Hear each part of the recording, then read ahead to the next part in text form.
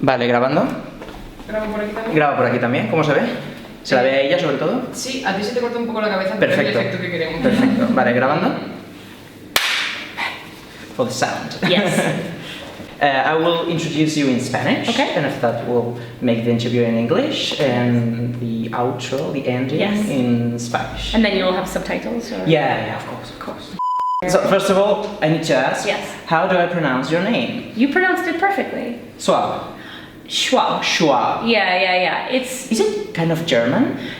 yeah. So my family was Ukrainian, Oh, and okay. when they emigrated to the United States, this Schwab was not their name. It was something else. It was something longer and more complicated. And then at Ellis Island in New York, they renamed them. They do this all the time. People will come and they'll be like, no, I can't pronounce that. Your name is now Schwab. So you would think they would have made it like Shaw or something easy to pronounce, and they Or instead, Smith, for yeah, example. instead they took it from like Sharafa to like Schwab. Because that beginning with the SCH SCH is very so German. Yeah, especially SCHW. Okay. Yeah. But no, VE or Victoria Schwab. My family lives in France, so we always went on vacation to France before my parents moved there. I speak French and English, so I don't speak Spanish. That's what I studied in school. So I was always a bit self-conscious. I thought, oh, I don't want to go to a place and not have the foundations of the language. Yeah. I'm so grateful to have an international audience. I'm published in 25 countries, and the part I never predicted is that I wouldn't be able to converse directly with some of my readers. Yeah. What a surreal thing to think about. Like, I made something up, I wrote something, I invented a story that then got given to readers who I then cannot communicate with about It's never the too story. late. It's never too late. You have a kind of Spanish name, Victoria. Yeah. It's aggressively English. It's Victoria Elizabeth. It is Queens. Yeah, You know? totally. I don't really care where in the bookstore the books get shelved, so long as the readers who want and need the books can find them. I truly don't care, especially because I have an international audience. My books get shelved differently in every country. There are countries where Shades of Magic is shelved as YA. There are countries where This Savage Song is shelved as adult. It's very arbitrary and based on the market in that country. So I don't really care the demographic of my reader, so long as the reader who wants the book can find the book.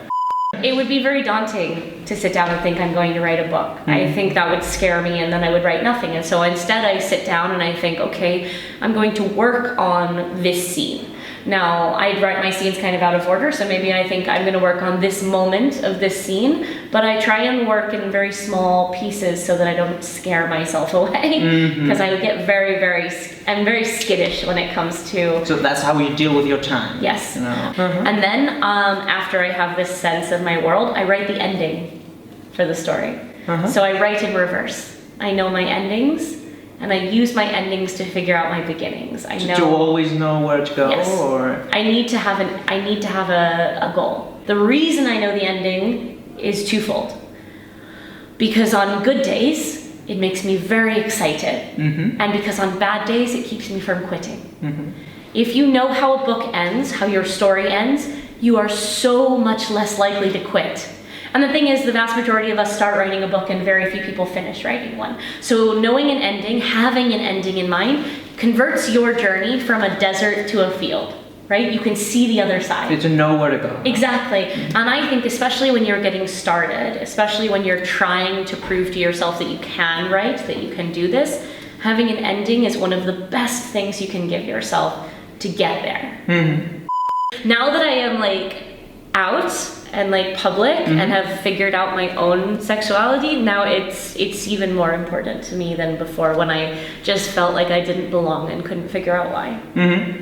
And aren't you scared perhaps that someone could possibly say that your books are getting political, or maybe? I don't care. I'm not writing for them.